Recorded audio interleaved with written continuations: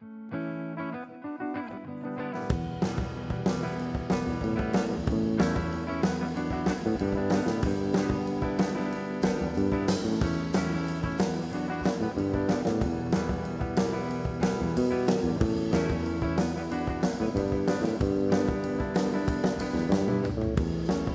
on soulevait la poussière debout la face au vent, est-ce qu'on retrouverait tous nos repères? Mais où sont les règles du jeu? Qu'on y mette le feu.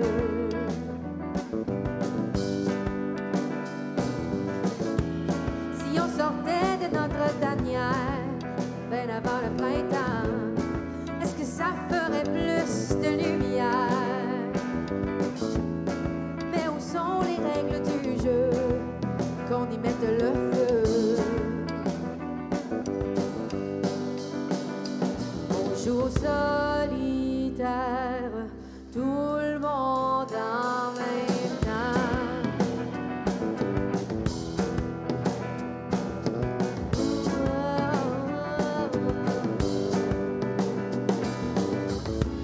Si on mettait les mains en l'air en voyant le montant, est-ce que ça ferait rire la caissière? Mais où sont les règles du jeu?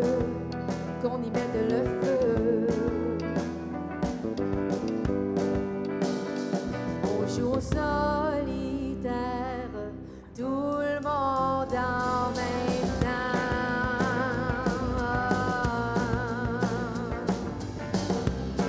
Et si tout le monde en même temps ouvrait sa fenêtre, on avalerait la tempête. Et si tout le monde en même temps baillonnait la guerre, on se ferait une chance sous les ponts ouverts. Si on décidait de le faire.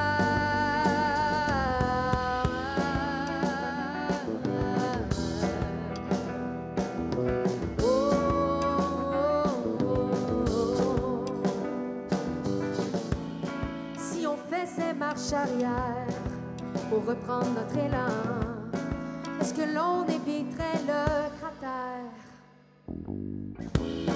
Mais où sont les règles du jeu? Qu'on y mette le feu.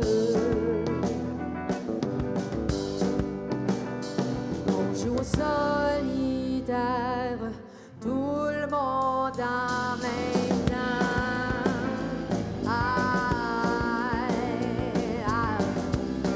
Et si tout le monde en même temps, like à Jupiter, on serait bien moins terre à terre. Et si tout le monde en même temps se serrait la main, il ferait beau demain matin. Et si tout le monde en même temps se lâchait le nombril, ça effacerait bien des cils. Si tu me prenais dans tes bras,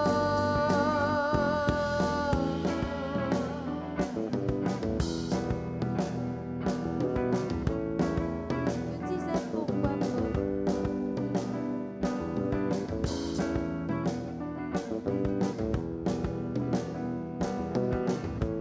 On pourrait commencer par là.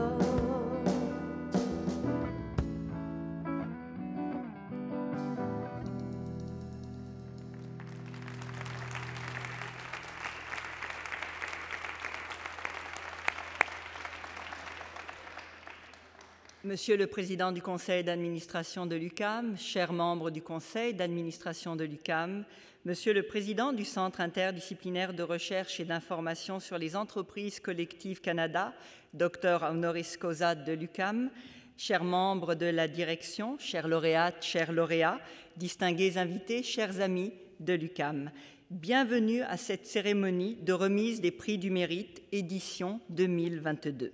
C'est un immense bonheur pour moi et un grand plaisir de vous accueillir toutes et tous et de vous féliciter, de vous honorer, de vous célébrer, chers lauréats, chères lauréates. Je souhaite remercier d'emblée toutes les personnes sans qui cette magnifique initiative n'aurait pu voir le jour.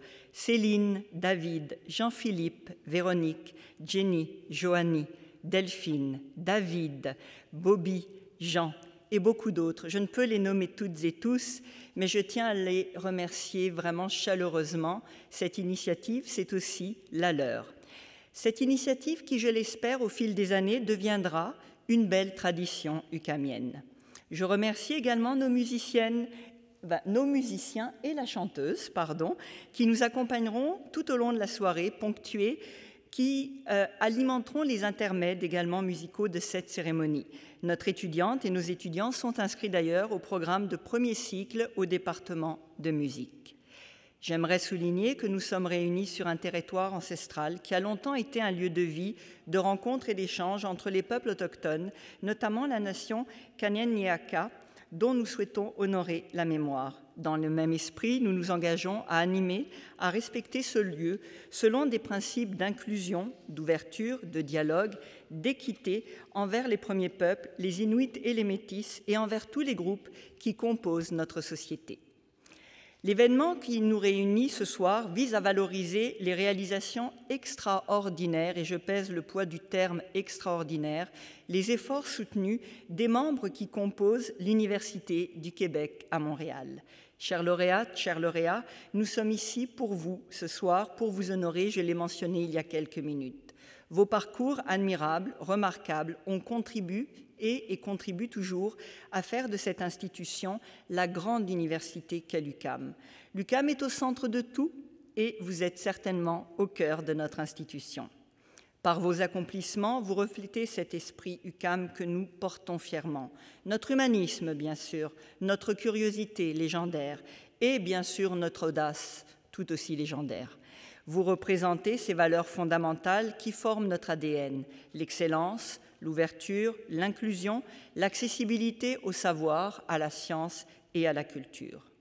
La reconnaissance est une valeur de grande importance pour l'UQAM, ancrée dans notre université, dans ses grandes orientations, dans notre plan stratégique. Les prix du mérite ont été créés à cette fin et s'accompagnent soit d'une bourse ou d'une subvention de recherche. Cette reconnaissance provient des personnes qui, autour de vous, vous côtoient, qui vous ont vu aller au quotidien, qui sont les premiers témoins de vos efforts, de votre engagement. Les prix du mérite sont aussi et surtout une reconnaissance de votre travail remarquable par vos collègues qui vous entourent. Chères lauréates, chers lauréats, accueillez ces témoignages avec grande fierté. Ce soir, nous remettrons 10 prix pour 7 grandes catégories que nous présenterons au fil de la soirée. D'ailleurs, permettez-moi de prendre un moment pour vous donner quelques détails sur ce déroulement. Nous procéderons tout d'abord à la remise des prix en 3 parties, composées chacune d'une courte présentation, des récipiendaires bien sûr, suivie d'une courte portion d'entrevue avec les personnes qui se verront remettre les prix. Mes collègues, les vice-recteurs Jean-Christian Blot, vice-recteur à la vie académique, Louis Baron, vice-recteur au développement humain et organisationnel, se succéderont pour la première et la deuxième partie afin de remettre respectivement les prix Inspiration et Innovation d'abord, puis ceux de la relève étudiante et de la meilleure thèse ensuite. Je conclurai avec les lauréates et les lauréats des prix Recherche et Création, Enseignement et enfin prix Rayonnement. Je vous demanderai d'ailleurs de conserver et de garder vos applaudissements à la fin de chacune des blocs ou des parties. Avant de céder la parole à mon collègue Louis Baron, vice-recteur, je l'ai mentionné, permettez-moi de réitérer en mon nom, au nom de l'Université du Québec à Montréal, le plaisir que nous avons de vous célébrer en personne. Et j'ai pu voir depuis tout à l'heure, puisqu'il y avait un petit cocktail auparavant, le plaisir également d'échanger, d'être en présence. C'est un immense bonheur, je le répète, pour moi. Monsieur Baron, la parole est à vous.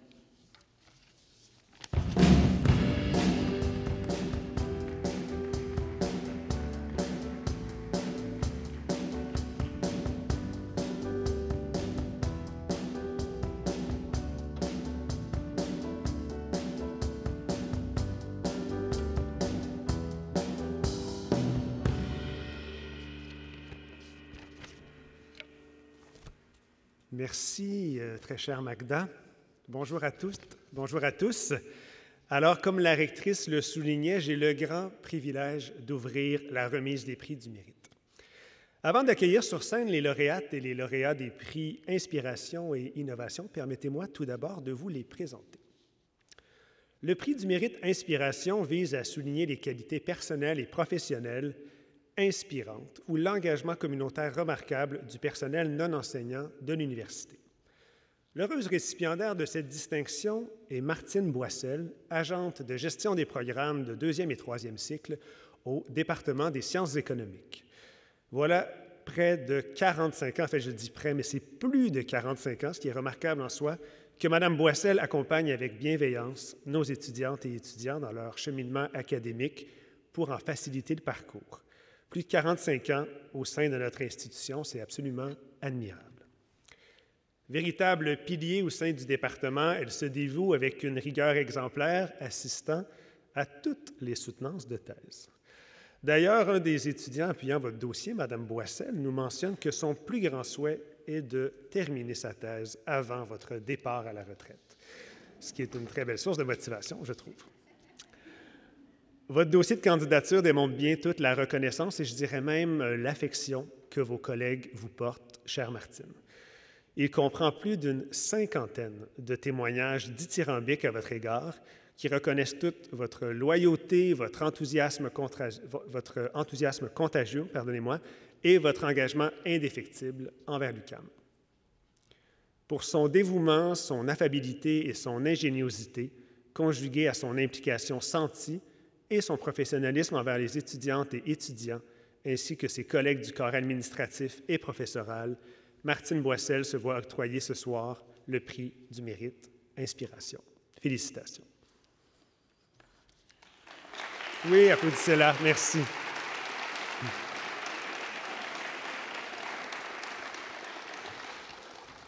Alors, à la première situation possible, nous enfreignons la demande de notre rectrice. On va s'améliorer tout du long de la soirée. Le second prix que j'ai le privilège de remettre est le prix Innovation, qui célèbre soit une idée originale ayant contribué de manière significative à l'université ou un projet à portée institutionnelle. Pour la première remise de son histoire, nous avons vu grand, et ce n'est pas une équipe, mais bien un duo d'équipes qui se mérite cette distinction.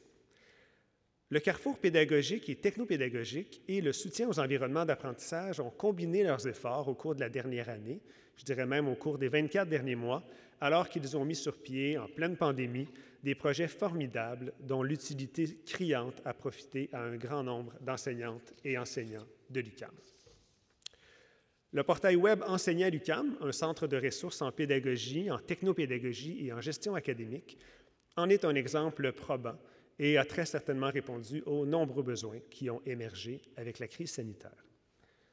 Grâce à leur créativité, leur initiative et leur esprit de collaboration, grâce à l'innovation dont elles ont fait preuve, ces deux équipes ont su unir leurs forces pour expérimenter, créer, intégrer et diffuser des solutions numériques et des outils qui ont, sans aucun doute, favorisé le maintien de la qualité de l'enseignement, tout comme la réussite et l'apprentissage étudiante durant la pandémie. Pour reprendre les mots d'un témoignage à votre dossier, vous êtes devenus, chers collègues du Carrefour pédagogique et technopédagogique et du soutien aux environnements d'apprentissage, des partenaires indispensables du corps enseignant. Et vos avancées dans votre domaine ont des retombées importantes et pérennes pour l'ensemble des membres de l'UQAM. Le prix Innovation est une distinction que vous méritez amplement. En mon nom personnel et au nom de tous les membres de la direction, je vous en félicite chaleureusement. Pour le prix Innovation, vous comprendrez qu'il ne sera pas possible de nommer ni d'inviter les 38 personnes composant les deux équipes lauréates. Ce serait un peu ardu.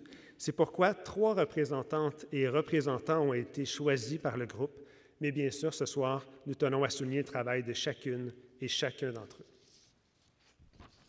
Pendant que Martine Boissel, récipiendaire du prix Inspiration, et Keeve Moon, Marina Kaplan et Louis Huard pour le prix Innovation se joignent à moi sur scène, je vous invite, chère équipe du Carrefour pédagogique et technopédagogique et du soutien aux environnements d'apprentissage, à tous et toutes vous lever, s'il vous plaît, pour que la salle puisse vous voir et vous applaudir. Félicitations.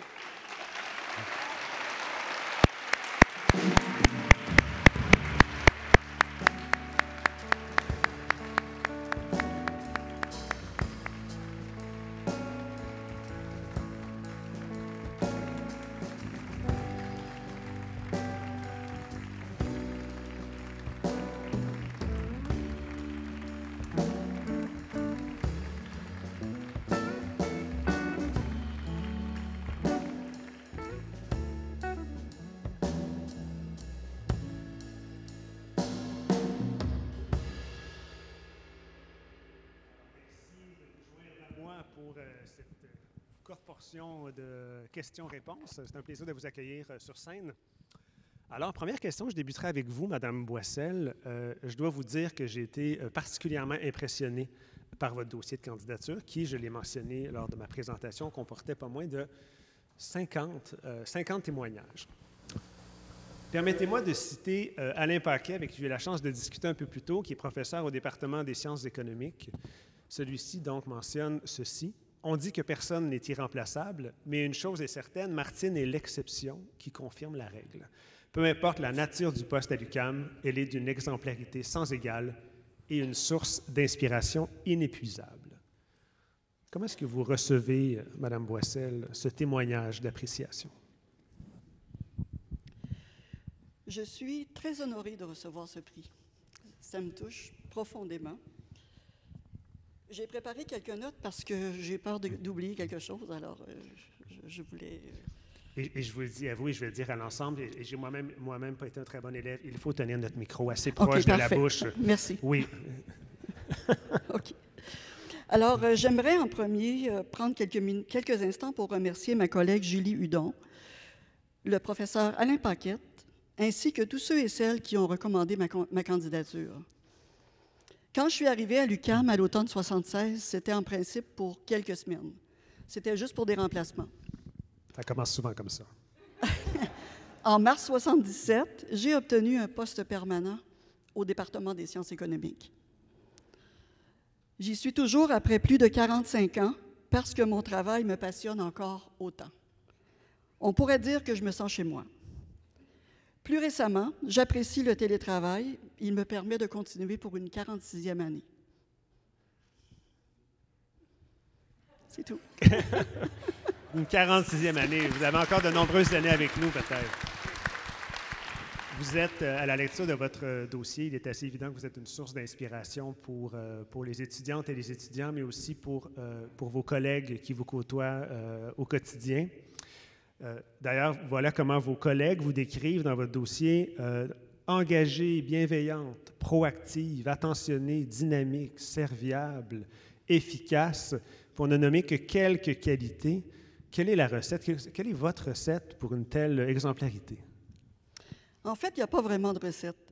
J'ai toujours en mémoire qu'il ne faut jamais oublier d'où on vient. Le respect, la bienveillance et l'écoute des autres sont des valeurs qui me sont très chères. Je fais mon travail tout simplement en donnant le meilleur de moi-même.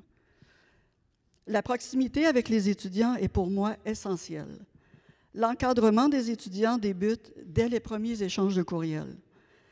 À notre première rencontre en présentiel, on se connaît déjà. Je comprends tous les sacrifices que font les étudiants pour mener à terme leurs études, d'autant plus que la majorité d'entre eux viennent de l'international. Il est important pour moi de me souvenir de leur nom et de créer un lien de confiance avec eux. Je les encourage aussi à me tutoyer et à m'appeler par mon prénom. Avec le temps, plusieurs me surnomment leur maman d'université. Tous les jours, je travaille avec des collègues, des professeurs et des chargés de cours exceptionnels, dans un milieu de travail où règne l'humour et la bonne humeur. On fait les choses sérieusement, sans se prendre au sérieux. Toutes les fonctions au département sont considérées comme importantes. Pour moi, c'est un grand privilège de travailler au département des sciences économiques. Oui, je pense que ça a été un grand privilège pour tous vos collègues au cours des 45 dernières années, tous ces étudiants qui sont passés en sciences économiques, de vous côtoyer aussi au quotidien. On sent bien toute la passion qui vous anime quand vous nous parlez de votre travail. En 45 ans de carrière, je l'ai mentionné, 45 ans, c'est un nombre quand même important. Vous avez vu l'UQAM évoluer, vous avez vu l'UQAM se transformer. Quels ont été pour vous les moments les plus marquants? Et encore aujourd'hui, comment l'UQAM vous inspire? À mes débuts au département des sciences économiques, il n'y avait qu'un seul poste. J'occupais tous les postes, en fait. J'accomplissais les tâches de commis, de secrétaire, d'assistante à la maîtrise. Le moment le plus marquant pour moi a été la création du programme de doctorat, où on m'a assigné spécifiquement au poste d'assistante au programme de cycle supérieur. Mon inspiration se trouve dans la réussite des étudiants qui terminent leurs études en économie. Beaucoup de nos diplômés de maîtrise et de doctorat décrochent des emplois dans des ministères, dans des organisations tant publiques que privées, au Québec, au Canada et à l'international.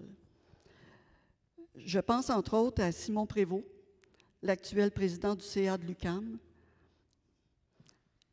à Éric Girard, le ministre des Finances du Québec, et à Théophile Bougna, qui est économiste à la Banque mondiale à Washington. Ils ont tous gradué chez nous. Et je les ai accompagnés tout le long de leur parcours. Ça doit être très gratifiant de voir ces étudiants que vous avez côtoyés et accompagnés obtenir maintenant des positions prestigieuses comme celle-là. Ça fait vraiment plaisir de les voir tous. Oui. Oui. Bien, sachez que vous avez contribué à votre façon à tout ça. Merci. Ma prochaine question maintenant s'adresserait à vous, Marina Kaplan.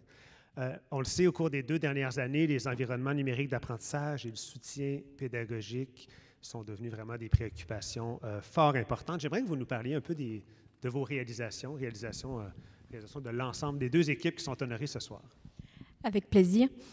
Ces 2 dernières années nous ont permis de repenser et de varier nos offres de formation et de soutien pour permettre justement au personnel enseignant d'accéder à des ressources de manière rapide et facile, d'où est né le site enseigner.uqam.ca que vous avez mentionné tout à l'heure. Ce site est devenu la plateforme de référence avec les thématiques essentielles attrait à l'enseignement, donc allant des bases de la pédagogie à l'interaction, la planification, l'intégrité académique, mais aussi les environnements numériques d'apprentissage tels que Moodle, qui a lui aussi été repensé, Zoom, Panopto, Teams. Cette plateforme est également un moyen d'accéder à nos autres réalisations, telles que les écoles d'été, d'hiver, les journées de la pédagogie universitaire, les formations à la carte, synchrones, asynchrones, les documentations, les guides, les capsules, mais aussi tous les autres outils numériques que nous avons développés ou poussés. Ce site est également le moyen d'accéder à toutes les expertises et experts dont une partie est là et aux ressources sous différents moyens, justement le clavardage, les rencontres midi, questions-réponses, les communautés de pratique et encore plein d'autres, mais surtout des suivis personnalisés. Merci. Beaucoup de belles réalisations. On a eu le plaisir à suivre tout le développement qui se faisait de votre côté durant la pandémie. Vous étiez absolument nécessaire pour qu'on puisse traverser cette pandémie de belle façon. Durant la pandémie, vous avez également adapté des locaux et votre mode de fonctionnement pour offrir des conditions d'enseignement à distance optimales. J'aimerais vous entendre. Ma question va s'adresser maintenant à vous, M. Louis Huard, c'est bien ça? Oui. C'est bien ça. J'aimerais vous entendre sur les défis particuliers que vous avez rencontrés. Je suis certain qu'ils sont nombreux. Et comment vous avez fait pour les surmonter? Oui. On a eu plusieurs défis à réaliser. Moi, je les sépare un peu en 3 parties. Le premier, c'est dès que la pandémie s'est déclarée, il a fallu adapter notre situation de dépannage en salle de classe, mais maintenant à distance. Donc, le clavardage est un peu né de ça, où on a dû vraiment dépanner des plateformes comme Zoom, comme Panopto, comme Moodle, tout ce qui aidait un peu à l'enseignement. Et ensuite, au courant de la pandémie, c'est sûr qu'il y a eu il y a eu certains départements où la situation à distance ne fonctionnait tout simplement pas. Je pense nécessairement à théâtre, par exemple, ou à danse, où vraiment les cours devaient se donner en présence, mais la situation pandémique faisait que, par exemple, on devait séparer les locaux donc en 2 locaux différents. Donc, nous, d'un point de vue audiovisuel, il fallait vraiment installer des caméras, et non des webcams, mais vraiment des caméras qu'on fait déplacer dans le local, qu'on rentrait, par exemple, dans un ordinateur pour pouvoir ensuite diffuser dans Zoom et le rediffuser dans une autre salle pour que les étudiants et étudiantes, peu importe la classe qu'il y avait, que ce soit avec le prof ou dans la classe à côté, puissent avoir la même expérience.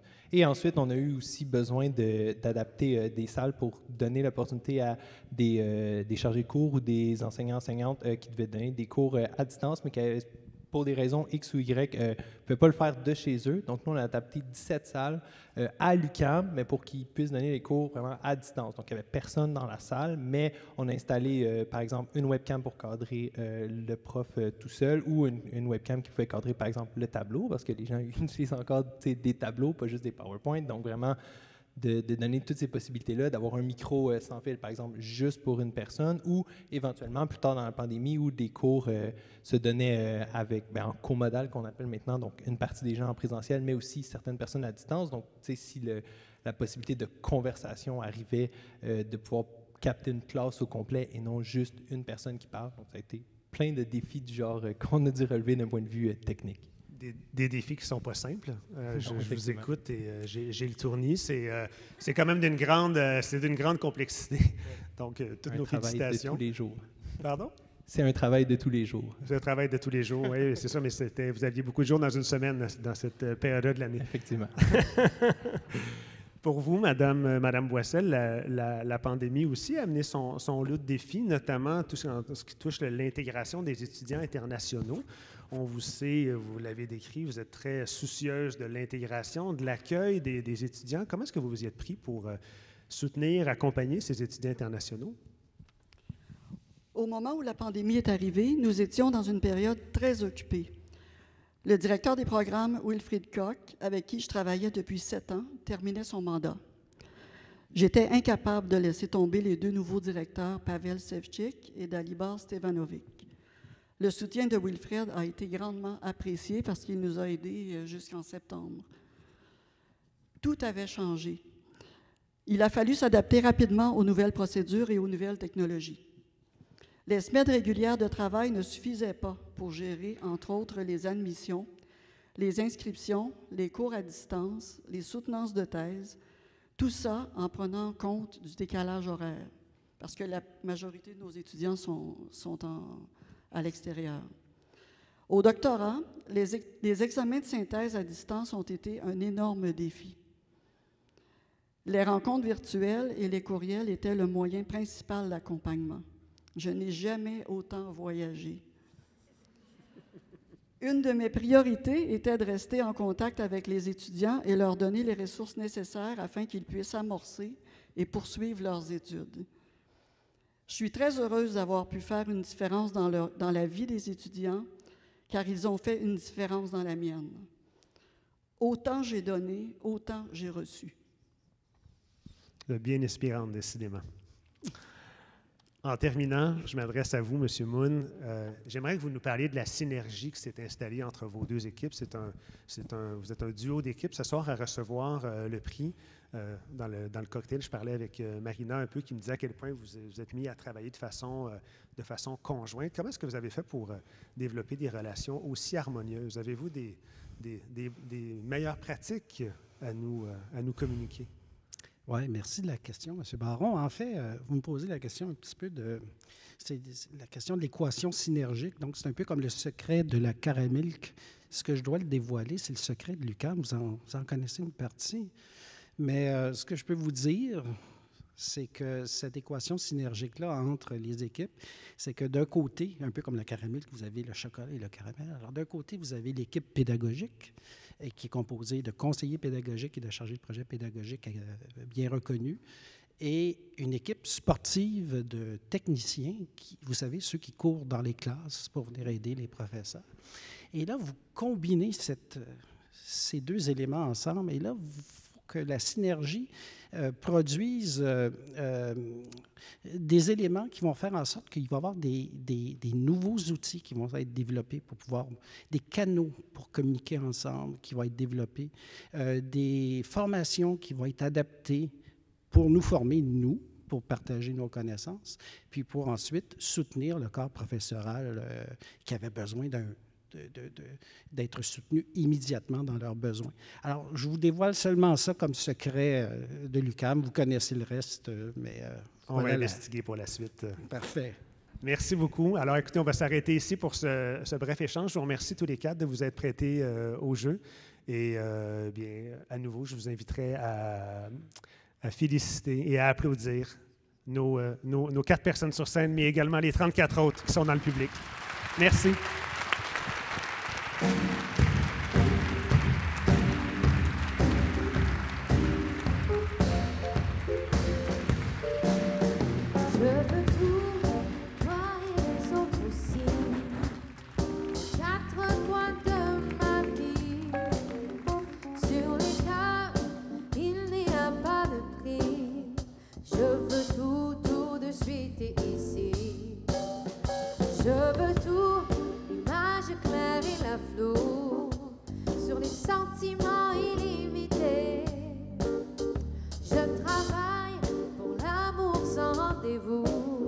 Je veux voler sans me faire attraper. Le vide, je veux le remplir de bons ou de mauvais souvenirs. Le vide, je veux le remplir avant que mon âme s'assèche et que je craque. Je veux tout, le silence et les promesses, le rigide et la souplesse. Je veux tout, l'anarchie et la sagesse, ton sourire et puis tes fesses. Je veux tout, toi et tous tes amis, pour tracer mes jours et mes nuits. Sur les cœurs, il n'y a pas de prix. Je veux tout, tout de suite et ici. Je veux tout, tout de suite et ici.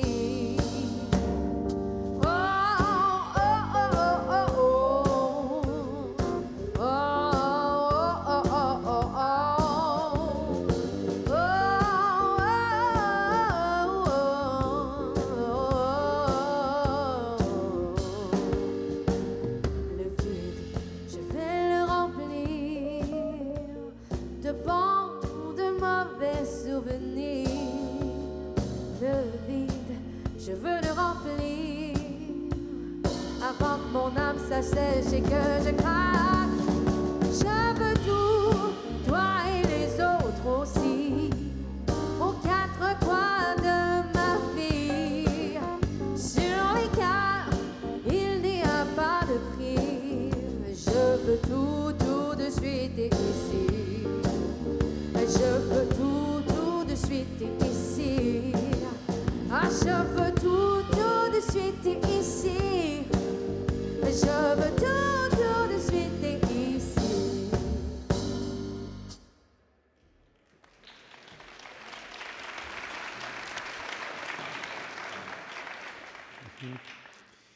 Bonsoir à toutes et tous. Je suis bien heureux d'être avec vous ce soir et de prendre le relais après mon collègue Louis Baron pour la suite de cette cérémonie. En tant que vice-recteur à la vie académique, c'est avec un immense plaisir que je remets les prix de la relève étudiante et de la meilleure thèse.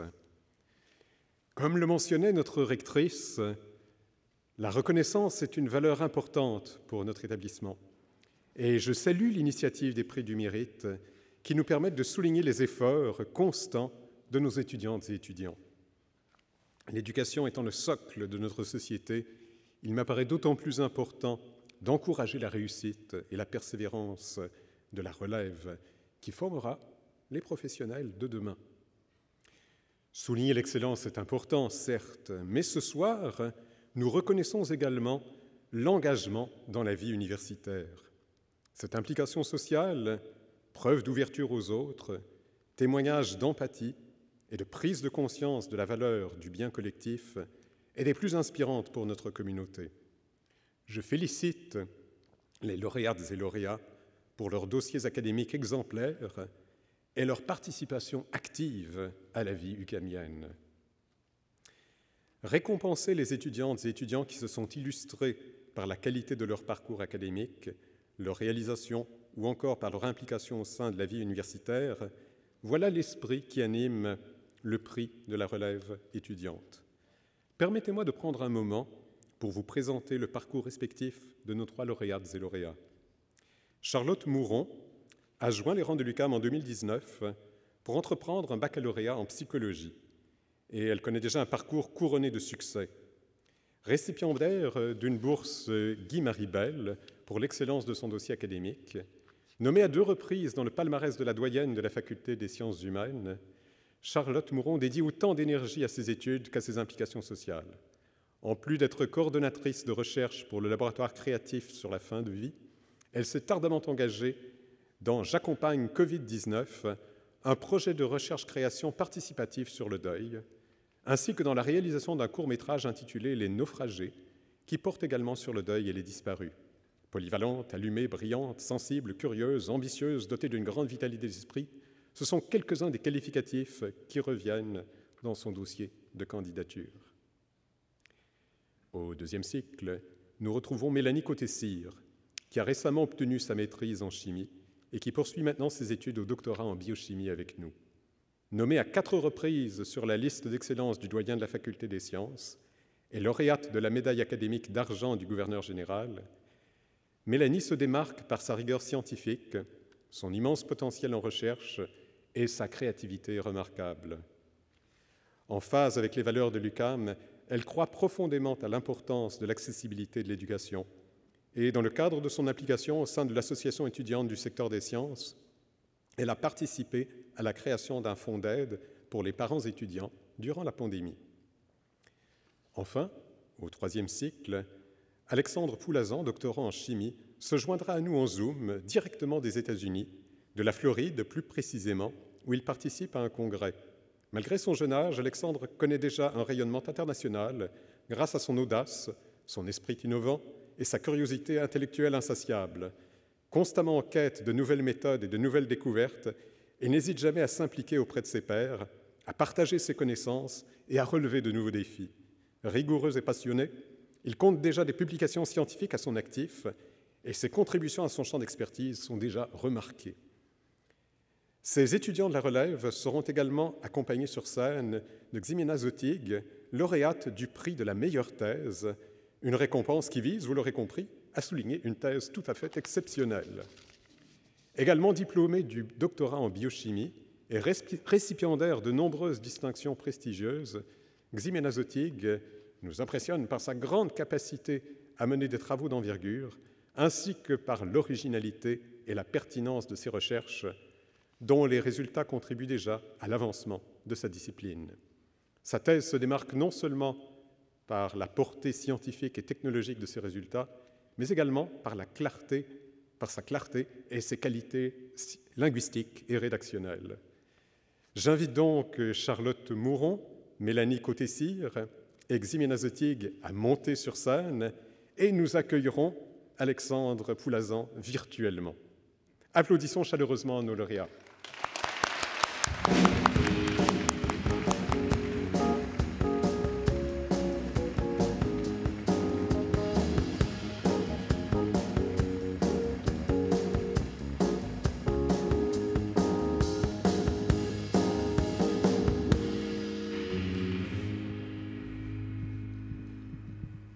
Alors, Monsieur Poulazan, je vais commencer par vous. Nous sommes heureux que vous ayez pu vous joindre à nous ce soir, malgré la distance. Vous participez présentement à un congrès international dédié à la résonance magnétique nucléaire expérimentale en Floride. Vous y présentez donc vos travaux de recherche, c'est bien cela? Oui, tout à fait. Bonsoir Monsieur Plot, bonsoir à tous. Je suis navré, vraiment, je vous présente mes excuses de ne pas être là ce soir malheureusement. Oui, tout à fait, donc je présente mes travaux de doctorat actuellement. J'ai eu la chance de présenter il y a 2 jours par un exposé oral mes derniers résultats. Et donc c'est bien ça, j'ai la chance d'être à l'étranger, un peu au soleil, mais je suis vraiment encore une fois désolé de ne pas être avec vous ce soir, ça aurait été un grand honneur, mais ça reste quand même un grand honneur et très impressionnant d'être avec vous ce soir. Vous ne manquez rien à Montréal, il pleut, je peux vous en informer. Donc, malgré votre statut de jeune chercheur, vous êtes déjà un habitué des congrès internationaux. Pouvez-vous nous dire pourquoi est-ce que c'est important pour les chercheurs de participer à de tels événements? Dans mon domaine, qui est un domaine qui est finalement comparé à d'autres domaines de la biochimie assez petit, on a tout de même des groupes de recherche partout dans le monde, et d'échanger toujours avec tous ces groupes, c'est toujours un plaisir, et c'est surtout l'occasion d'initier par exemple des collaborations, mais aussi d'avoir des retours toujours très intéressants. Oh, pardon, oui. Oui, la Floride vous a, interrompu pendant un instant. Oh pardon. Non, nous avons manqué votre dernière phrase, si vous voulez vous répéter. Oui, je vais essayer de me répéter ou de juste votre dernière phrase. Oui, donc je disais que les critiques positives ou négatives des groupes, des autres groupes... Coupe encore une fois. Alors, je pense que nous avons compris. Désolé, la connexion vous trahit, mais nous comprenons tous la situation. N'ayez aucun souci. Alors, Madame Charlotte Mouron, je vais maintenant m'adresser à vous. Vous avez maintenu pendant vos études une moyenne cumulative au baccalauréat de 4,3, c'est-à-dire une note parfaite. Vous vous êtes impliqué dans le projet J'accompagne Covid-19. Vous réalisez présentement un court-métrage sur le deuil pandémique. Vous avez œuvré comme bénévole au comité environnement du département de psychologie et vous avez présidé le comité psy-écologie. Qu'est-ce qui vous motive à vous impliquer avec autant d'énergie, tant sur le plan social que sur le plan des études? Où trouvez-vous votre énergie? Oui, c'est une bonne question. Je crois que quand j'y réfléchis, je sens que ce qui m'anime, c'est l'espérance qu'on peut faire autrement, qu'on peut faire mieux.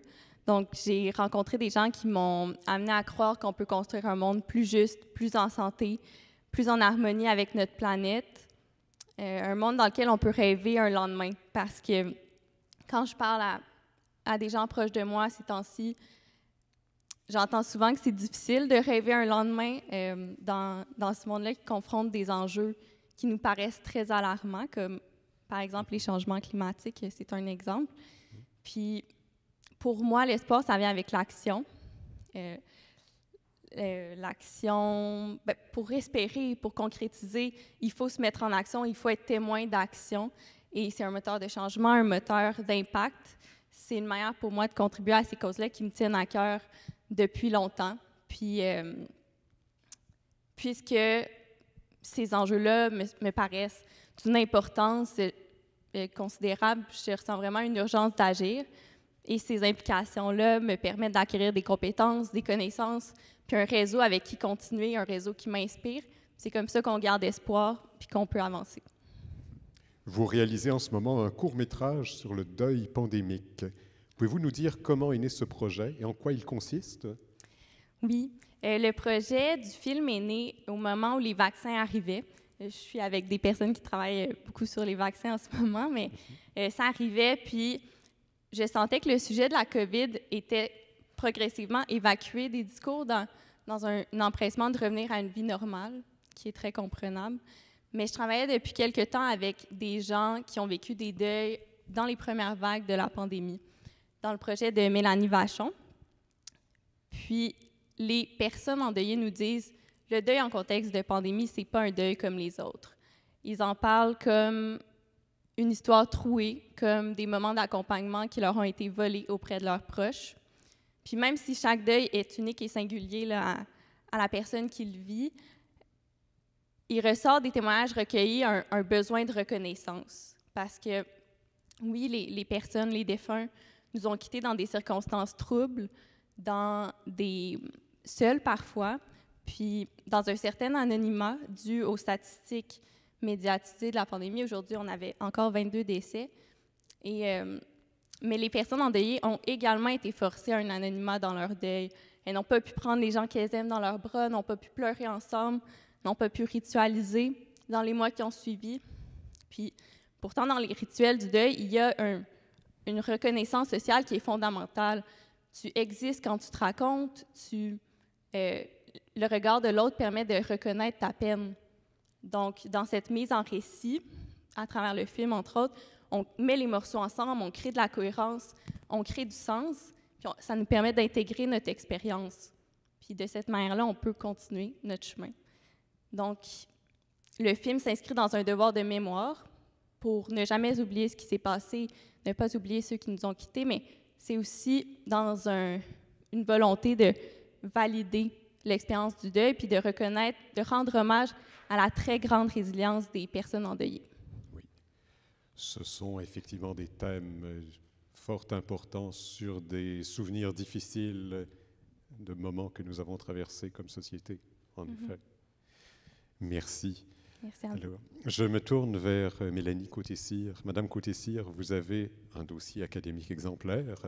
Vous vous impliquez au sein de l'association étudiante du secteur des sciences, où vous avez contribué à créer un fonds d'aide aux parents étudiants pendant la pandémie. Pourquoi c'est important pour vous, cet engagement dans la vie universitaire? Merci pour la question. D'un côté, cet engagement-là dans la ESS, pour moi, ça m'apporte beaucoup.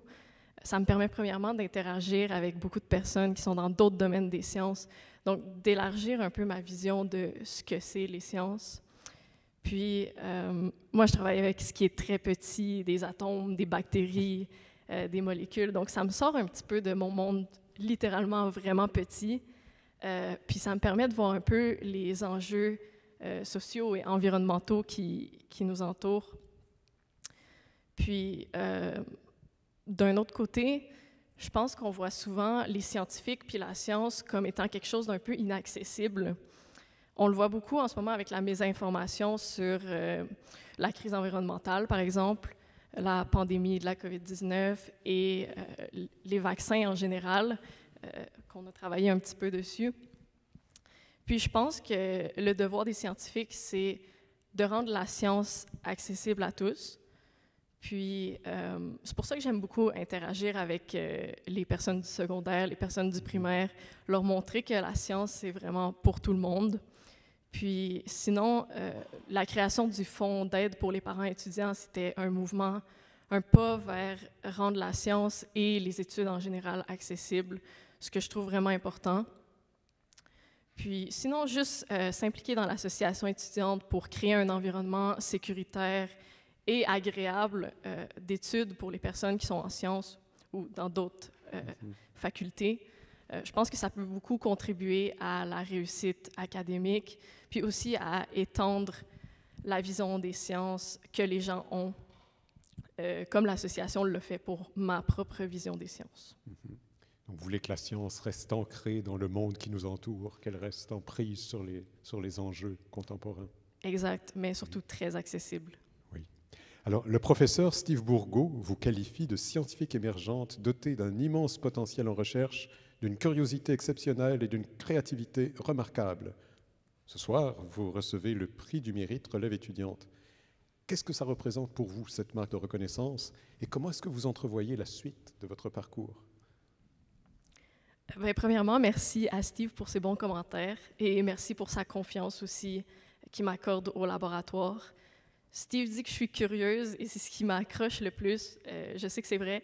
C'est aussi un de mes plus grands moteurs en recherche. Pour moi, quand je fais de la science, je suis un peu comme une enfant émerveillée. Je suis vraiment passionnée par ce que je fais. Puis, je suis juste là à me poser des questions puis avoir envie d'y répondre. Puis, c'est pour ça que je fais ça.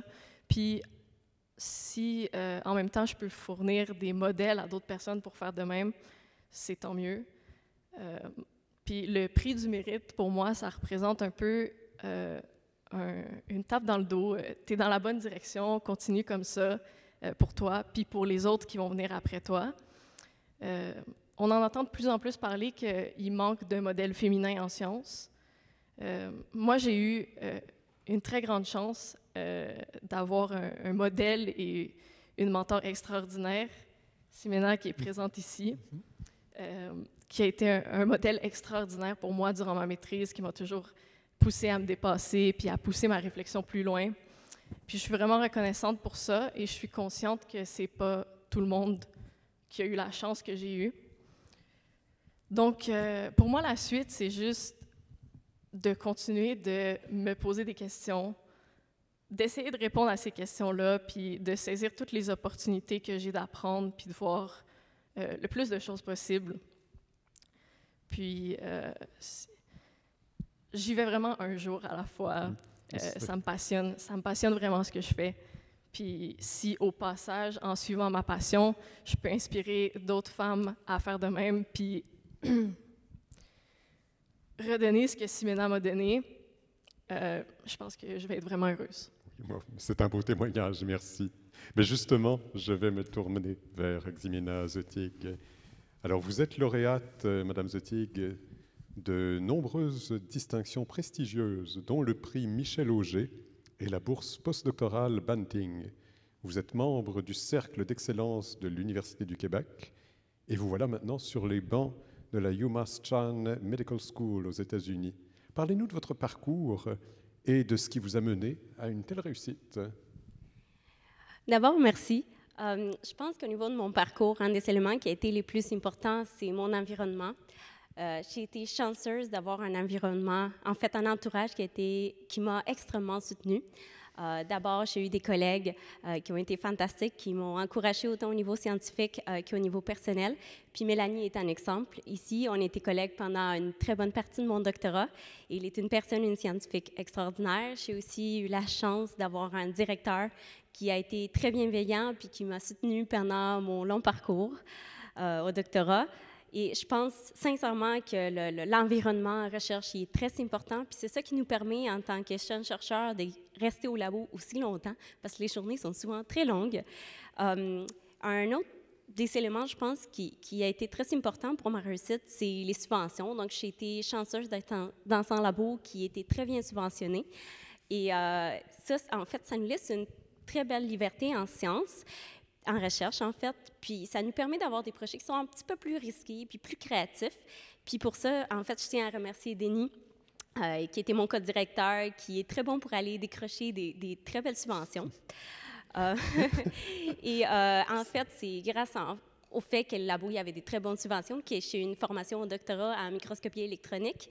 Et c'est ça qui m'a permis d'être là où je suis aujourd'hui, donc en postdoctorat dans un labo qui fait de la microscopie électronique cryogénique, qui est une technique qui est très peu accessible au Québec et même au Canada. Et le labo où je suis, c'est un pionnier. Le labo, il est pionnier dans la recherche en microscopie électronique et je me sens très chanceuse d'être là. Et en fait, je pense que dans mon parcours, j'ai été très chanceuse et c'est plutôt, ma réussite est plutôt un travail d'équipe. Et j'ai évidemment aussi eu une famille qui m'a soutenue pendant tout mon parcours, pendant mes choix et qui continue à le faire encore aujourd'hui. Et comment est-ce que vous voyez l'avenir? Quelles sont vos aspirations après ces C'est une bonne question. Je me pose encore tout le temps cette question-là, puis je dois vous dire que je ne le sais pas encore. Je pense que pour l'instant, je veux continuer à faire de la recherche. J'adore la science. Puis, je veux profiter de mon postdoc parce que je pense que c'est le moment culminant dans scientifique souvent. Et je me sens très chanceuse d'être dans un laboratoire entouré des scientifiques qui sont reconnus au niveau mondial où j'ai accès de manière presque illimitée à des ressources. Et donc, je me sens très contente pour ça. Puis, un autre point que Mélanie, en fait, a soulevé, c'est en sciences, on a souvent très peu de modèles féminins. Puis j'espère pouvoir en être un. Puis maintenant, pendant mon postdoc, je fais beaucoup d'informatique puis beaucoup de biophysique. Puis dans ce domaine-là, on le voit vraiment beaucoup, qu'il y a très peu de modèles féminins. J'espère pouvoir inspirer des femmes à aller dans des sciences, surtout dans tout ce qui est un peu plus, souvent moins, un domaine qui est moins touché par les femmes, tout ce qui est informatique, mathématiques et biophysique. En effet, merci. Alors, je vous pose maintenant aux quatre une question un peu apparentée. J'aimerais savoir comment est-ce que l'UQAM a marqué votre parcours à chacun et chacune. Et je commencerai avec vous, Mélanie, qui avez fait votre baccalauréat, votre maîtrise et maintenant votre doctorat dans notre université. Qu'est-ce que l'UQAM vous apporte? C'est une question assez vaste. Au départ, j'ai été attirée à l'UQAM pour faire mon baccalauréat parce qu'on m'avait dit que les cohortes en sciences étaient assez petites, donc ça faisait que les professeurs étaient plus disponibles et plus accessibles. Et réellement, c'est ce qui est arrivé durant mon baccalauréat. J'ai beaucoup aimé ça. Après, à la maîtrise et au doctorat, les cycles supérieurs en général, c'est assez différent, la dynamique est différente.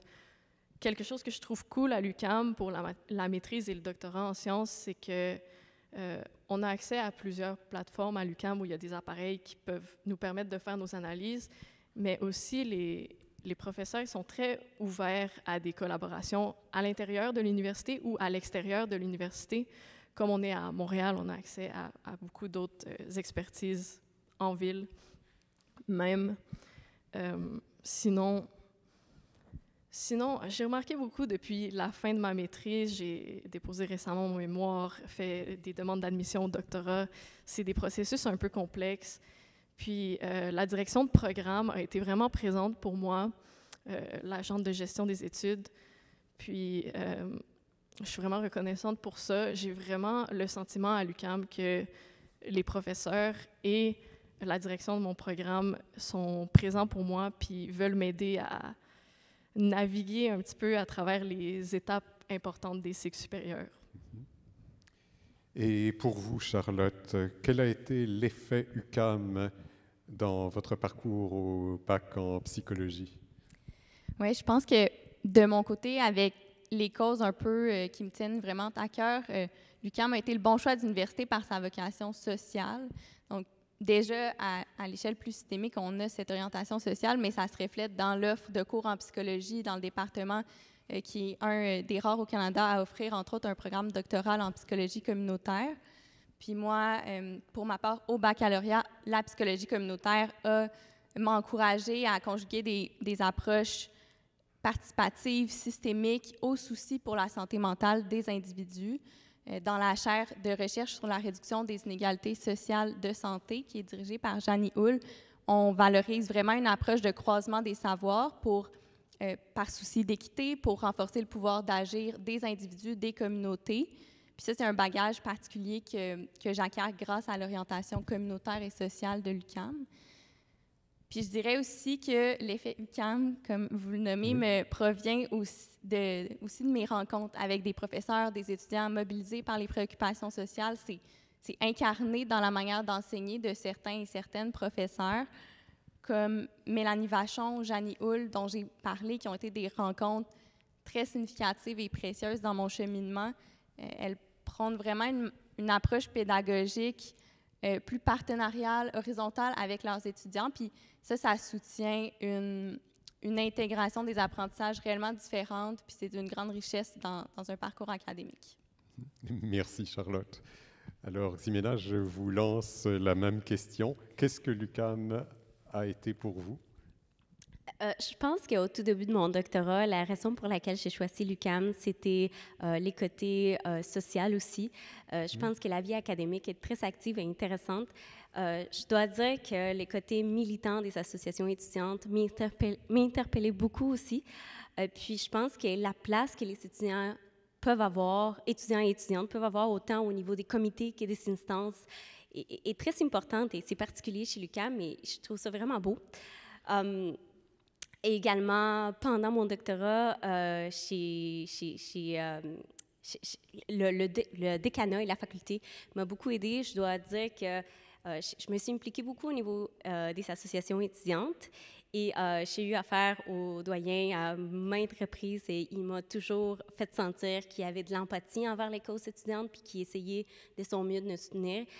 Encore un point que je trouve vraiment intéressant à l'UQAM. Et aussi, au niveau personnel, j'ai eu du support autant de la part du doyen que de la vice-doyenne à la recherche pour mes applications dans mes bourses. Autant écrire des lettres ou simplement m'aider dans des démarches. Donc, je pense que l'accessibilité aux profs et aux facultés est vraiment, vraiment bien. Oui, un beau témoignage. Alors, Alexandre, vous aurez le mot de la fin. Pour votre part, vous avez fait votre premier cycle et votre deuxième cycle en Europe. Et j'aimerais savoir, alors, qu'est-ce qui vous a amené au Québec et plus spécialement à l'UQAM? Merci pour cette question. J'espère d'abord que la connexion sera meilleure cette fois-ci. Je demandais à mes voisins d'arrêter d'utiliser Internet, ça devrait fonctionner. Oui. Mais j'aimerais juste rebondir et d'abord juste témoigner sur le fait que toutes les interviews qu'on a eues des autres récipiendaires juste avant, c'était vraiment impressionnant. C'est des interventions très fortes. Et j'ai aussi la chance de connaître Mélanie et Ximena déjà d'avant. Donc tout ça, ça fait que cette communauté UQAM, pour moi, était très accueillante en tant qu'étudiant étranger.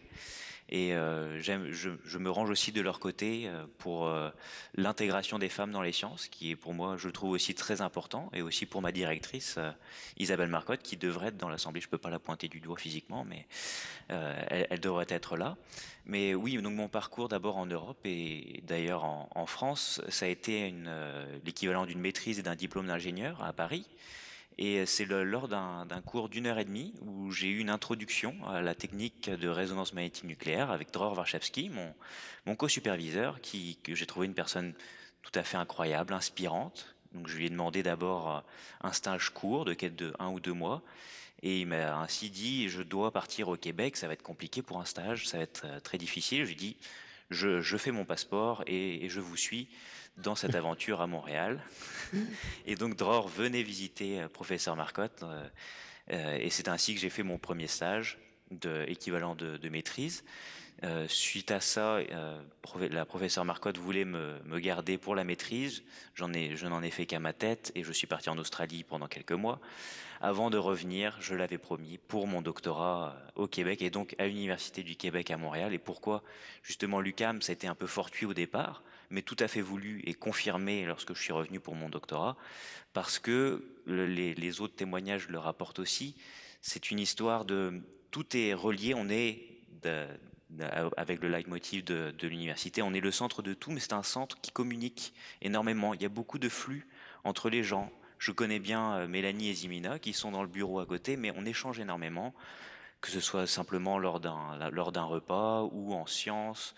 On a l'occasion de leur emprunter des appareils de temps en temps. Mais ça a toujours été un plaisir pour moi d'être à l'UQAM. Des gens, autant l'administration que les professeurs, sont très ouverts aux questions, aux interrogations et très accueillants pour un étudiant étranger comme je suis. Donc ça a été un honneur de travailler pour tous ces professeurs, pour l'UQAM et voilà, c'était très inspirant. Merci. Merci Alexandre et merci à tous les quatre pour vos témoignages. Et bien encore une fois, j'invite tout le monde à vous féliciter pour ce prix de la relève.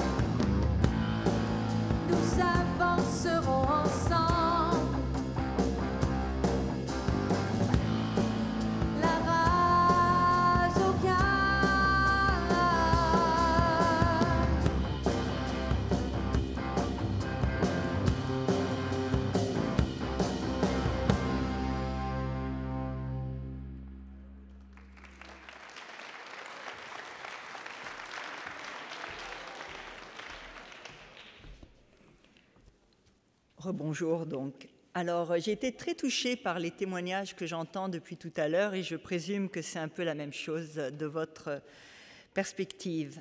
J'ai envie de vous dire, le cœur de cette belle institution, ce sont c'est bien sûr ces personnes étudiantes, mais c'est aussi les personnes qui les accompagnent. Et je crois que chacun des témoignages a mis en lumière cet accompagnement, ce facteur de proximité, de mentorat également. Et c'est grâce à la passion, au dévouement, je pense qu'on peut parler de dévouement, à la rigueur, à l'excellence de ces professeurs, chercheuses, chercheurs, maîtres de langue, personnes chargées de cours, qui accompagnent l'ensemble de nos personnes étudiantes. En tant que rectrice, bien sûr, je suis particulièrement ravie de les accueillir, de mettre avec vous en lumière cette passion, ce cœur qui anime l'UQAM, cette relève que nous formons et qui conduit certainement au rayonnement de l'ensemble des activités qui se font à l'université.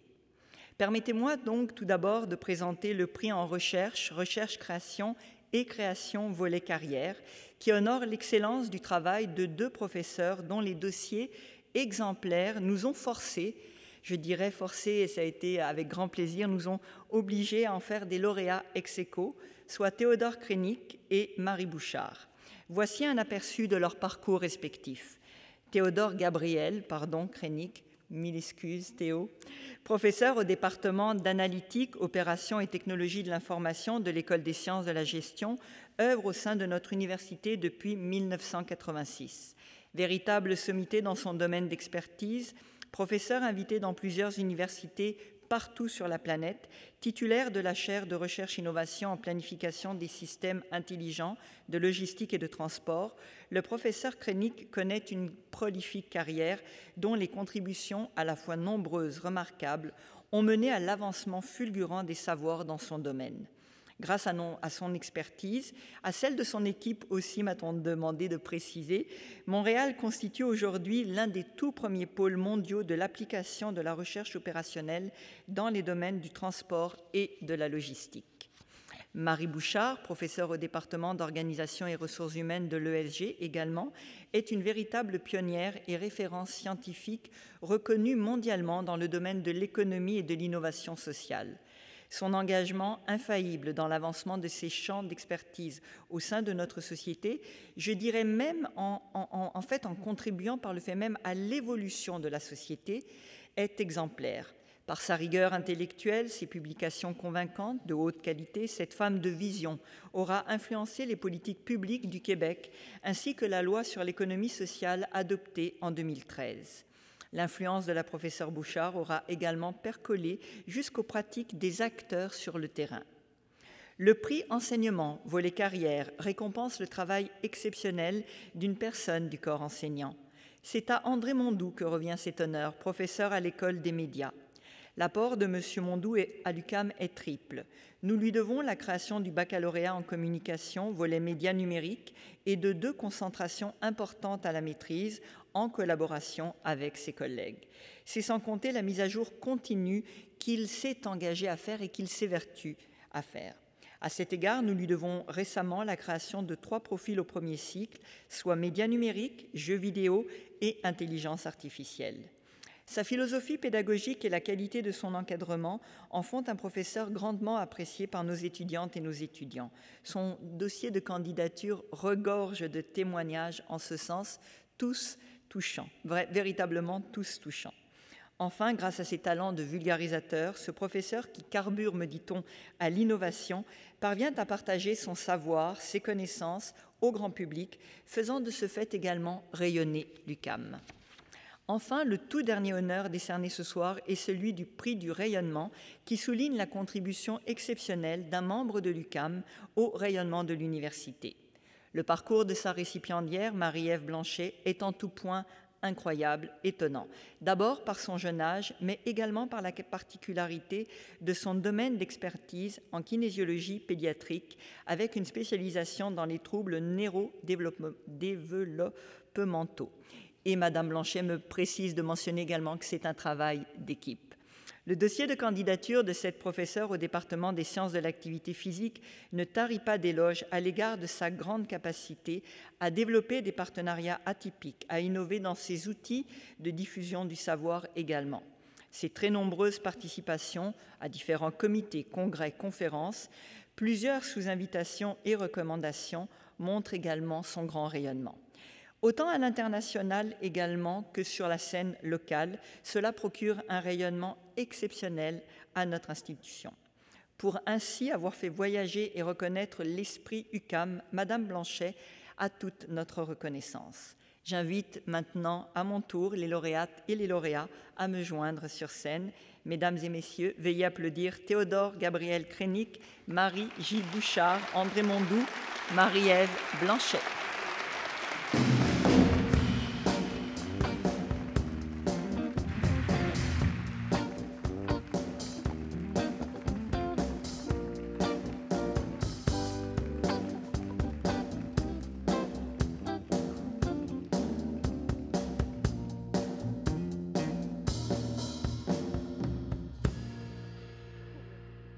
Quel dossier incroyable. Alors, je vais faire comme tous les autres, j'approche mon micro et je vous demanderai de faire la même chose.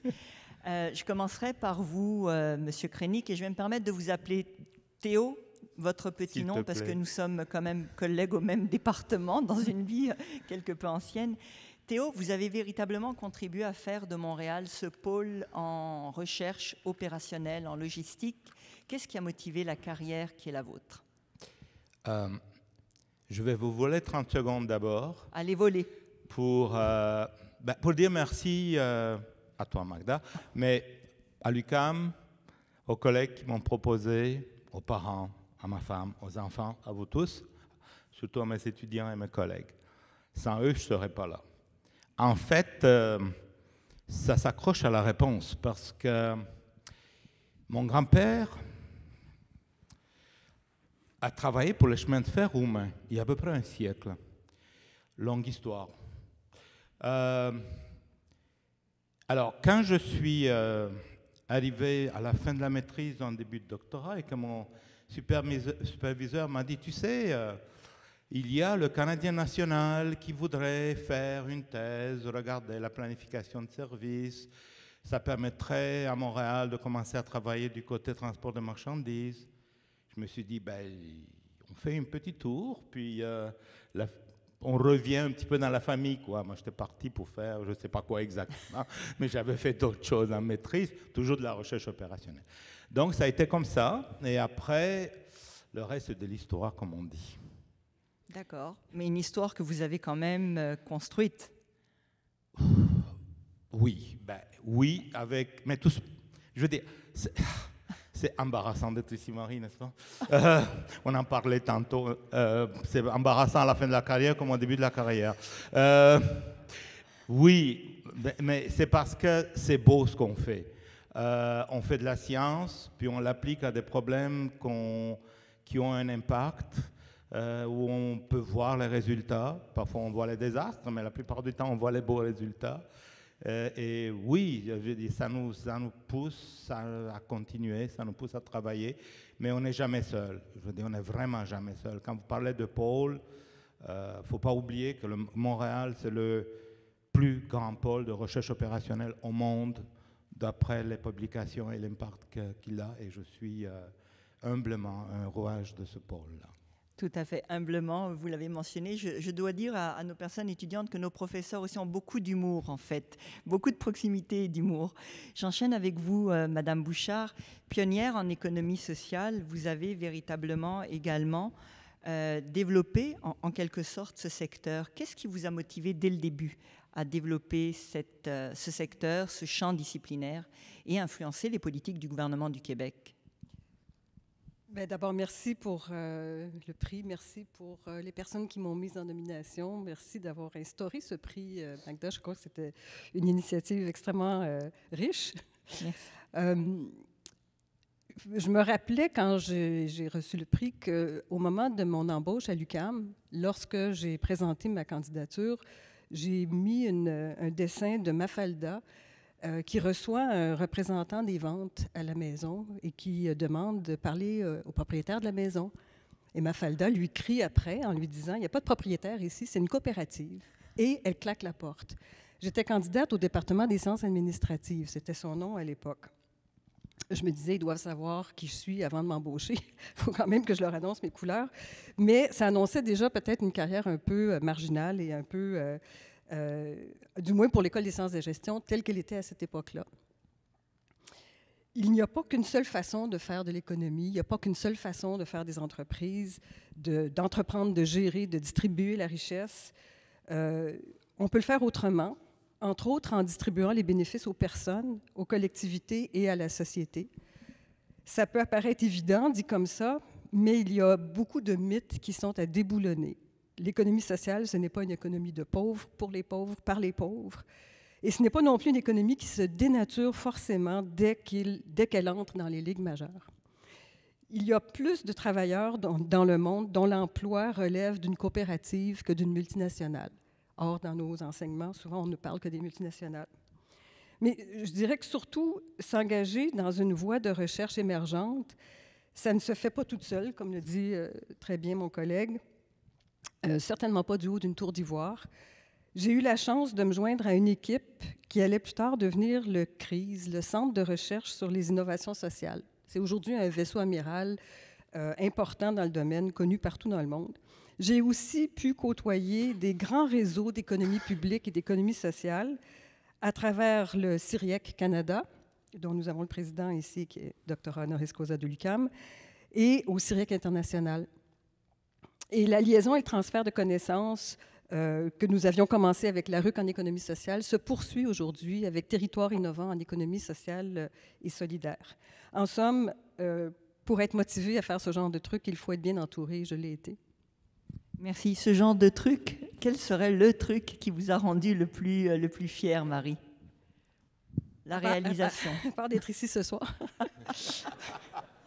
Bien, je dirais que même, bon, la première, ce n'est pas une de mes réalisations, mais ma très grande fierté vient d'appartenir à un département, celui qu'on a nommé d'Organisation des ressources humaines, où on a pu recruter 4 autres collègues en économie sociale. C'est une première dans le monde, je pense. 4 collègues avec lesquels on a pu développer en toute collégialité et avec énormément de plaisir des projets de recherche et d'enseignement. Je les nomme Annie Camus, Maude Léonard, Valérie Michaud, Sonia Teillo-Rosas. Parmi les réalisations qui furent marquantes pour moi, je vais en mentionner 2. Une, c'est lorsque j'ai amorcé les travaux pour le cadrage conceptuel et statistique de l'économie sociale au Québec.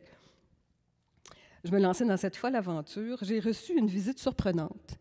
C'était le directeur des statistiques économiques et sociales de l'Institut de la statistique du Québec. M. Camille Courchaine et son équipe nous offraient l'appui pour notre projet pilote qu'on menait à la Chaire de recherche du Canada en économie sociale. L'ISQ a par la suite adopté notre approche pour réaliser le premier portrait statistique de l'économie sociale en 2016, un exercice qu'il s'apprête à renouveler en 2023. Mes travaux sur les statistiques de l'économie sociale, donc amorcés à Montréal, au Québec, m'ont aussi valu l'invitation à travailler avec les organisations internationales de l'ONU.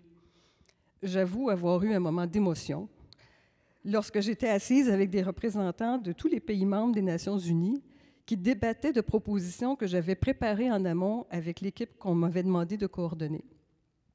Mais au final, Magda, une de mes plus grandes réalisations, celle dont je tire la plus grande fierté, c'est certainement ce prix. Entre autres parce qu'il montre qu'on peut s'intéresser à des phénomènes atypiques qui semblent marginaux au départ. Il montre par contre aussi que la recherche peut se faire autrement, en restant dans la frange hétérodoxe des disciplines dominantes et en s'impliquant activement auprès des milieux concernés sans perdre la distance critique qui est si importante à faire la science. Et c'est le genre de choses qu'on peut faire à l'UQAM, j'en suis fière. Merci, c'est vraiment un très beau témoignage, Marie. Merci beaucoup. Théo, pour vous, quelle a été cette réalisation qui vous rend le plus fier? Je peux me permettre de te dire que tu es un excellent professeur parce que tu poses des questions extrêmement difficiles. Non, pas du tout, pas du tout. Et en fait, comme je ne suis pas mauvais non plus, je vais tourner autour. Mais je vais te relancer, tu connais ma persévérance. Et je ne choisirai pas parmi mes enfants. Et donc, par contre, je suis extrêmement fier, et je ne répéterai pas ce que Marie a dit par rapport au département, je ne me permettrai jamais, mais je suis extrêmement fier d'avoir réussi tout au long de cette carrière, qui n'est pas finie, j'espère, de réussir une balance, un équilibre entre la science et l'application. Et l'application aussi large, et que ce soit géographiquement ou de niveau applicatif, que possible. Ce qui a permis d'ouvrir des portes, ce qui a permis, entre autres, par exemple, de travailler sur les transports intelligents dans une ville smart, en tenant en compte l'aspect social et environnemental des choses, qui a permis aussi un peu qui m'a donné l'occasion, je dirais, de mettre en œuvre mon plaisir et mon admiration pour la notion de l'agora, en aidant à créer 2 séries de conférences internationales, dont la première, on fête ses 30 années cette année-ci, qui réunissent à tous les 3 ans, dans 2 conférences différentes, les chercheurs intéressés dans ces domaines. Mais je dirais, et pour finir, que peut-être la plus grande réalisation que tous les profs font, mais que je m'attribue aussi, c'est la formation. La formation de spécialistes, de scientifiques, de femmes et d'hommes, je crois, avec une bonne balance de sciences et de social, ici et ailleurs dans le monde, et je pense que c'est de ça que je suis le plus fier. Merci. Et en fait, ça fait un lien assez fabuleux avec André.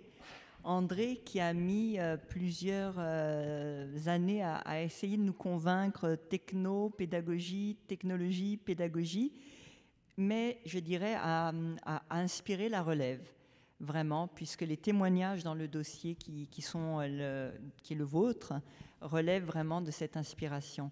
Qu'est-ce qui vous inspire pour la relève, André? Eh bien, je vais faire comme un bon pirate de l'air et rendre l'appareil.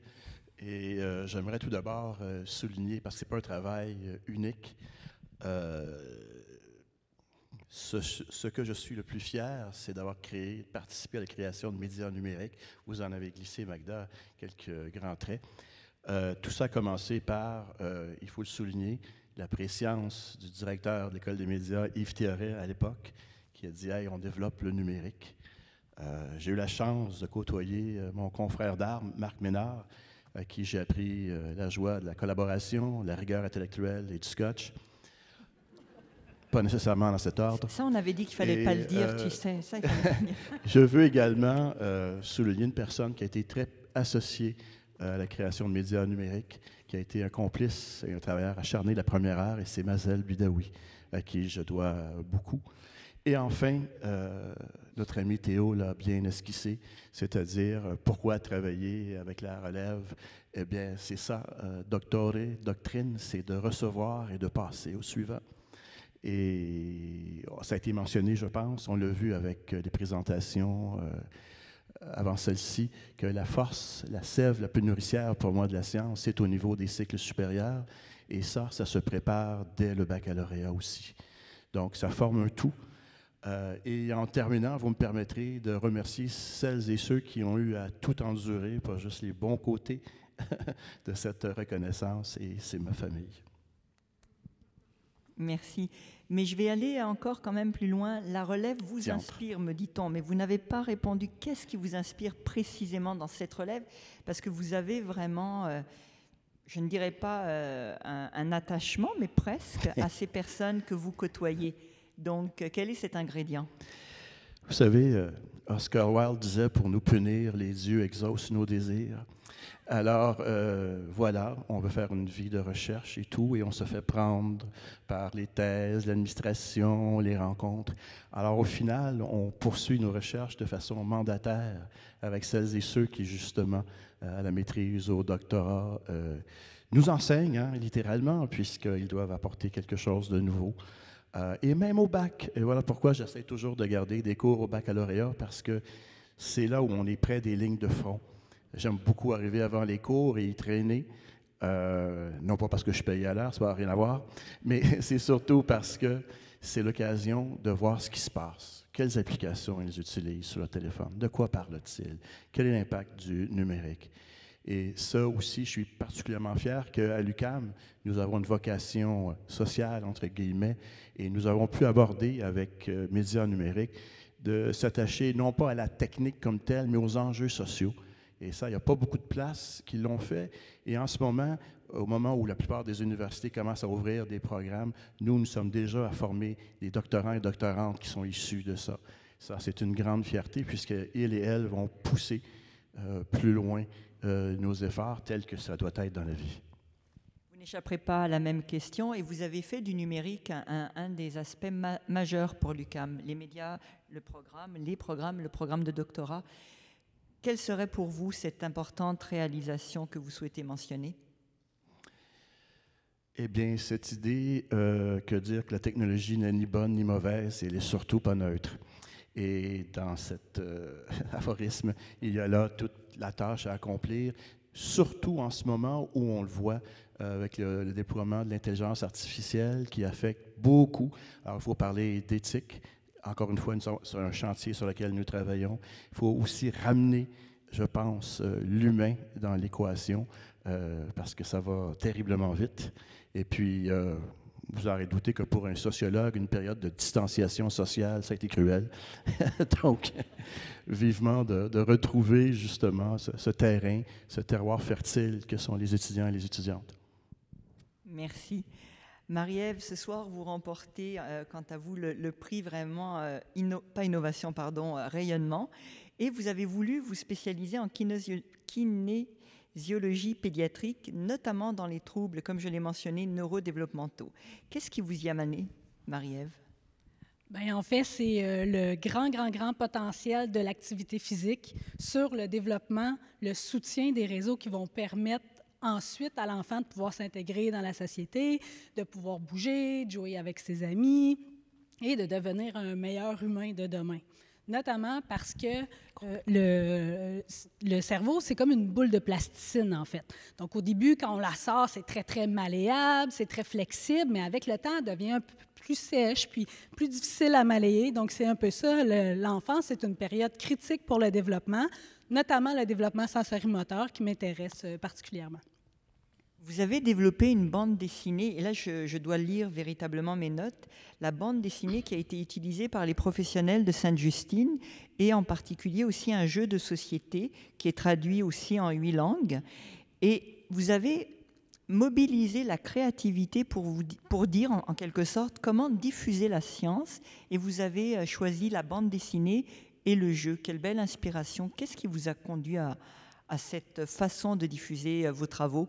Bien, en fait, à la base, c'est un peu jouant mes collègues, puis aussi la super relève là, qui a discuté tantôt avec passion, puis d'innovation. Je chantais beaucoup d'innovation basée sur leur intérêt, leur passion, leur cause.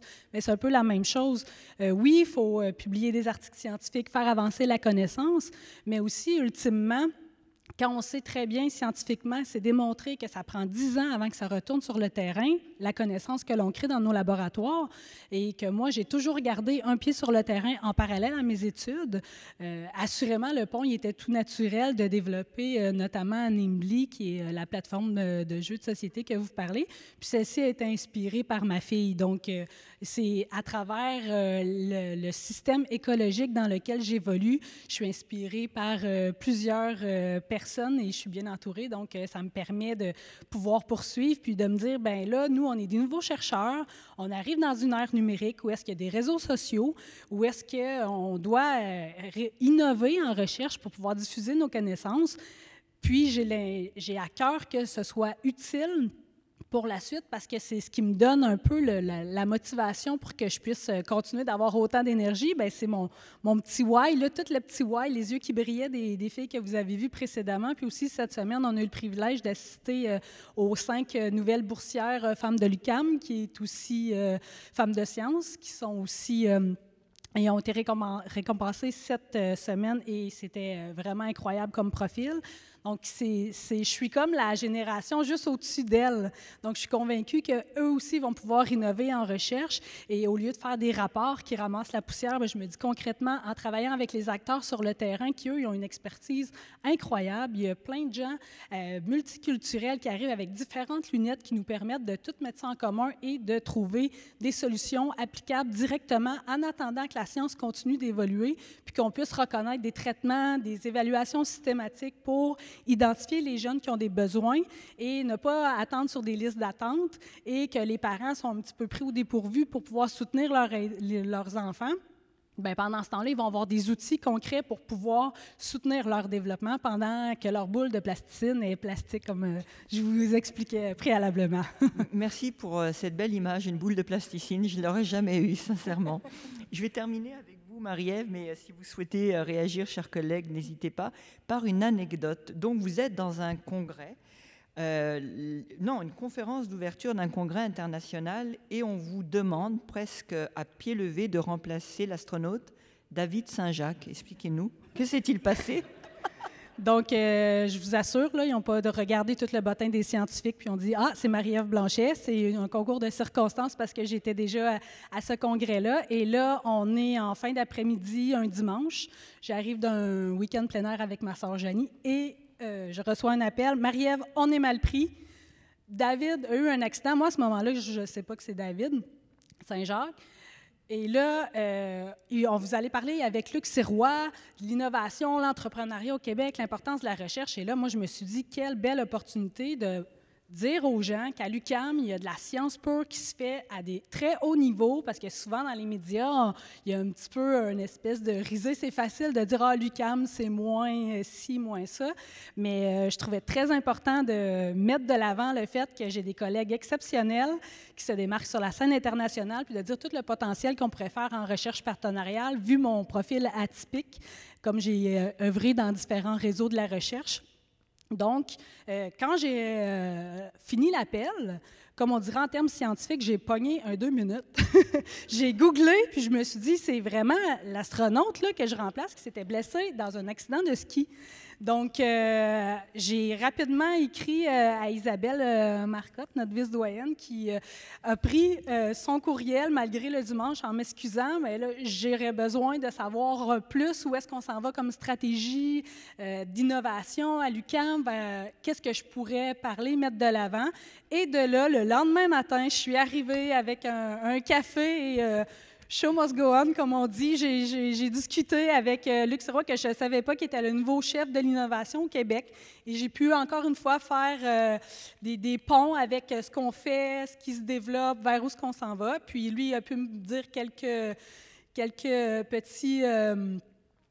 petites primeurs, je pourrais dire, que par la suite, j'ai pu collaborer là, avec nos collègues pour dire, bien, il y a ça qui s'en vient, il y a ça qui s'en vient, préparez vos choses si ça vous intéresse. Puis c'est ça la petite anecdote.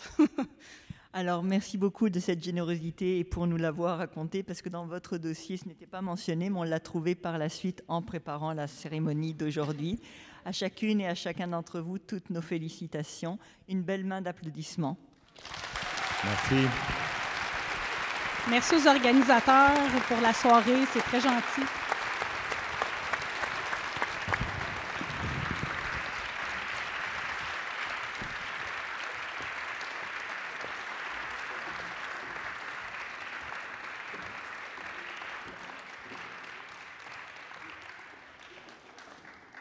Eh bien, la cérémonie s'achève. J'espère que vous aurez apprécié tant la diversité des témoignages que la couleur et l'attachement qui en ressort. Vous l'aurez vu et vous l'aurez constaté. C'est avec grand plaisir véritablement que nous avons créé ces prix du mérite et j'espère que l'an prochain, il y aura également des prix tout aussi prestigieux d'une part, mais certainement passionnants. Dans les prochains mois, nous lançons effectivement la nouvelle édition, puisque c'est un travail qui se prépare un an à l'avance. Je ne peux pas ne pas conclure sur certains éléments. J'ai beaucoup aimé, je pense que c'est Lucie qui a dit « c'est une journée à la fois ». Les prix nous permettent de nous projeter, véritablement, nous projeter dans demain, mais d'apprécier l'instant présent à travers l'image, à travers l'équipe, parce que ça, c'était quelque chose qu'on souhaitait mettre de l'avant lorsque les candidatures ont été reçues. La notion d'équipe est très importante également. Et à toute fin pratique, ce que vous voyez aujourd'hui est le résultat de plusieurs équipes. C'est une œuvre littéralement collective. J'aimerais remercier donc à nouveau l'ensemble des personnes qui ont permis la réalisation d'une part de cette cérémonie, mais de tout le travail qui, derrière, Et Joanie, certainement Joanie que vous n'avez pas vue, mais que je voudrais vraiment inviter à monter sur scène avec moi. Ah si, voilà la reconnaissance. Joanie, je t'en prie. Véritable moteur de l'ensemble. Je ne peux pas toutes les faire monter, mais Joanie a véritablement milité dès la première seconde à cette belle initiative. Un grand merci à toi. À toutes et tous, une très belle soirée. J'espère que vous célébrerez en famille avec les amis, les départements, les services, bien sûr, et que nous aurons le plaisir de vous croiser, bien sûr, sur le campus dans les semaines, dans les jours qui suivent. Bonne soirée à nouveau. Merci.